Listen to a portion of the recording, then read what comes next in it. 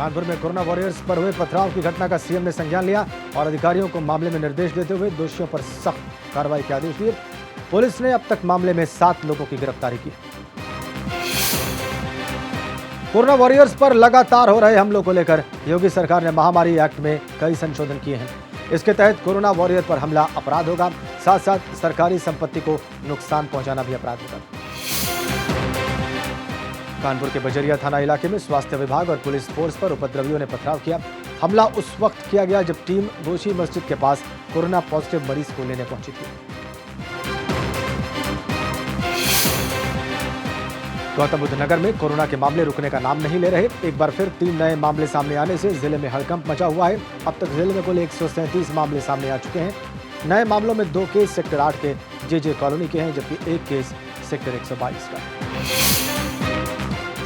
शामली में खूनी संघर्ष की वारदात सामने आई है। यहां पर मोबाइल फोन को लेकर 2 पक्षों में संघर्ष हो गया। इसमें एक पक्ष के लोगों ने दूसरे पक्ष के युवक पर लाठी डंडों से हमला कर दिया। घायलों को शामली के जिला चिकित्सालय में भर्ती कराया गया है। खूनी संघर्ष का यह पूरा मामला किसी ने अपने कैमरे में कैद कर लिया। इसमें करीब 1 दर्जन लोग एक युवक के लाठी डंडों से बेरहमी से पिटाई कर रहे हैं और सोशल मीडिया पर उसे वायरल कर दिया है। सीएम योगी आदित्यनाथ के निर्देश के बाद प्रयागराज में फंसे छात्र छात्राओं को अपने घर वापसी का सिलसिला जारी रहा है। इसी क्रम में फतेहपुर के 104 छात्र छात्राओं को 4 बसों के जरिए पहुंचाया गया। छात्र छात्राओं के पहुंचने के बाद सभी लोगों का मेडिकल परीक्षण भी कराया गया। इसके बाद सभी को 14 दिनों तक होम क्वारंटीन रहने के निर्देश भी दिए गए। श्रावस्ती के थाना सोनवा चेक पोस्ट पर मुंबई और राजस्थान से पैदल चलकर पहुंचे करीब 30 मजदूरों को रोक लिया गया।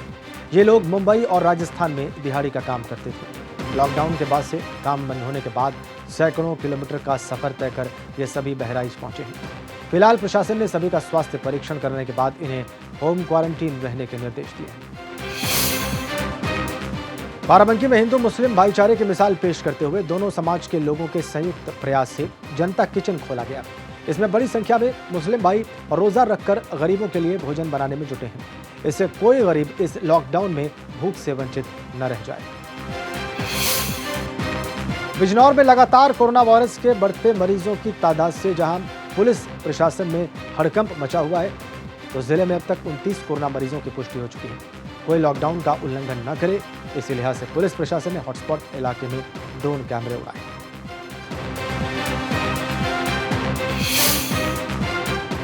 पीलीभीत में एबीपी गंगा की खबर का असर हुआ। यहां पर थाने में मैरिज एनिवर्सरी की पार्टी करने वाले थानेदार को निलंबित कर दिया गया है। बीते रविवार को पीलीभीत के थाने में थानाध्यक्ष की विवाह की वर्षगांठ पर शानदार पार्टी का आयोजन किया गया था। कानपुर सीएमओ की संवेदनहीनता और लापरवाही का एक मामला सामने आया है।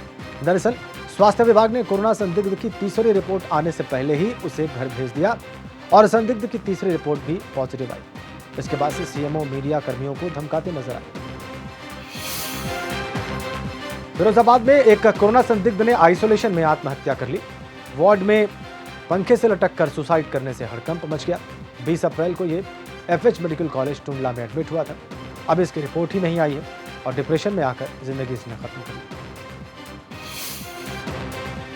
वाराणसी में तमाम प्रशासनिक प्रयासों के बावजूद भी संक्रमण रुकता नजर नहीं आ रहा। जिलाधिकारी ने नगर निगम क्षेत्र में लॉकडाउन को और सख्त करने का आदेश दिया है। नगर निगम क्षेत्र की कोई भी दुकान नहीं खुलेगी। सिर्फ और सिर्फ मददगार ही निकलेंगे और उनके ही पास लागू होंगे। बाकी सारे पास निरस्त किए जा चुके हैं। हापुड़ में एक युवक को फोन कर नगरपालिका के अधिकारियों से राशन मांगना महंगा पड़ गया। राशन मांगने पर नगरपालिका के अधिशासी अधिकारी ने युवक को फोन पर ही फटकार लगा दी। युवक और अधिशासी अधिकारी की कॉल का ऑडियो वायरल हो रहा है। 10वीं बोर्ड की बची हुई परीक्षाएं अब नहीं होंगी। कोरोना महामारी के चलते फैसला लिया गया। सिर्फ नॉर्थ ईस्ट दिल्ली में रद्द परीक्षाएं दोबारा होंगी। बलरामपुर में एबीपी गंगा की खबर का बड़ा असर हुआ। इलाज के अभाव में मरीज की मौत के मामले में डीएम के आदेश पर सीएम ने जांच शुरू कर दी। रुड़की के मंगलौर नगर पालिका में एक्सपायर कीटनाशक दवाओं को स्टोर में रखे जाने के मामले में 2 कर्मचारियों को निलंबित कर दिया गया है। इसमें स्टोर कीपर और चतुर्थ श्रेणी के कर्मचारियों पर कास्कीरी है। दिल्ली में रोडवेज बस चालकों ने आरोप लगाया है कि उन्हें सिर्फ नमकीन और बिस्किट खाकर ही 24-24 घंटे बस चलानी पड़ रही है। लॉकडाउन के दौरान उत्तराखंड के बड़े प्रोजेक्ट भी अधर में लटक गए। इसमें ऋषिकेश कर्णप्रयाग रेलवे परियोजना, चार धाम ऑल वेदर रोड और हरिद्वार में अगले साल होने जा रहे महाकुंभ के निर्माण का काम शामिल है। खटीमा में महिलाओं ने राशन की मांग को लेकर हंगामा किया। इस्लाम नगर वार्ड नंबर 2 और 3 की महिलाएं तहसील पहुंची और हंगामा शुरू कर दिया। बाद में अधिकारियों के समझाने पर महिलाएं शांत हुई। रामनगर में एक गुलदार रात के वक्त रिहायशी इलाके में आ गया। गुलदार ने एक कुत्ते का शिकार करने की कोशिश की। गुलदार बहुत हद तक कामयाब भी हो गया था। सहारनपुर के रहने वाले MTV रोडीज और बिग बॉस सीजन 2 के विजेता आशुतोष कौशिक ने लॉकडाउन में ही शादी कर ली। आशुतोष कौशिक नोएडा में अर्पिता के संग शादी के बंधन में बंधे। आशुतोष कौशिक ने अपनी शादी में होने वाले खर्च को PM केयर फंड में डोनेट कर महामारी के खिलाफ लड़ाई में योगदान दिया। मेरठ में हिंदू मुस्लिम एकता का बड़ा संदेश दिया गया है। जाति, धर्म और मजहब से ऊपर उठकर हिंदू की मौत पर मुस्लिमों ने न केवल अर्थी बंधवाई बल्कि अर्थी को कंधा भी दिया। लॉकडाउन की वजह से ज्यादातर रिश्तेदार अंतिम संस्कार में शामिल ही नहीं हो सके। और अलीगढ़ में बढ़ते कोरोना मरीजों की संख्या को देखते हुए कोरोना महामारी के चलते लॉकडाउन का पालन कराने के लिए पुलिस प्रशासन के साथ यमराज और कोरोना की वेशभूषा में डॉक्टर, पुलिस और सफाई कर्मी की टीम बनाकर जागरूक किया गया। 11वें ज्योतिर्लिंग बाबा केदार धाम के कपाट सुबह 6:10 पर खुल गए।